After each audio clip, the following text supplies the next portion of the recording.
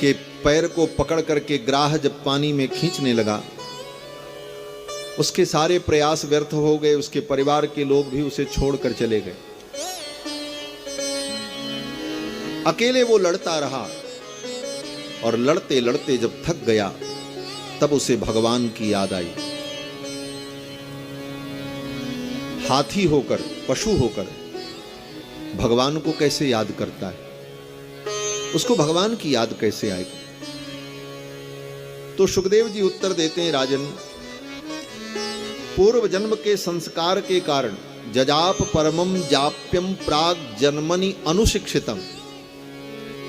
पूर्व जन्म के संस्कार के कारण उसे भगवान की याद आ गई। पूर्व जन्म में ये इंद्रद्युम्न नाम का राजा था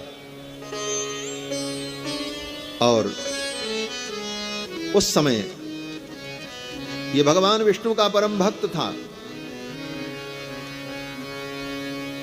उसी समय इसके गुरुजी आ गए, अगस्त मुनि। उनके आने पर उठ करके खड़ा नहीं हुआ, बैठे ही रहा।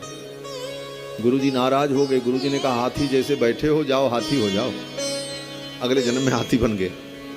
पूर्व जन्म का संस्कार था, भक्ति किया था।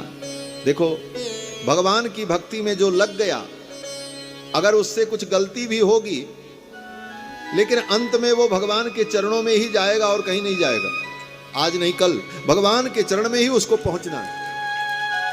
स्वयं भगवान कहते, न मे भक्त प्रणश्यति, मेरे भक्त का कभी प्रणाश नहीं होता। ये पक्का है। उसको भगवान की याद आ गई और गजराज ने भगवान की स्तुति की।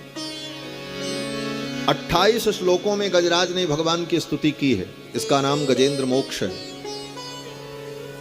28 श्लोकों में गजराज ने भगवान की स्तुति की। इस तत्व को समझना। गाना, गीत, नाचना तो वो तो बड़ा सरल काम है, लेकिन समझना बहुत जरूरी है। गजराज 28 श्लोकों में भगवान की स्तुति करता है, लेकिन कहीं गजराज ने भगवान का नाम नहीं लिया। पूरी स्तुति कर गया। बोले, बिना नाम लिए स्तुति कैसे हुई? बोले, तो गजराज की जो स्तुति थी बड़ी गोलमाल थी। गोलमाल का मतलब, गजराज कह रहा था, जो सारे दुनिया का मालिक है वो मेरी रक्षा करे, जो कण कण में बैठा हुआ है वो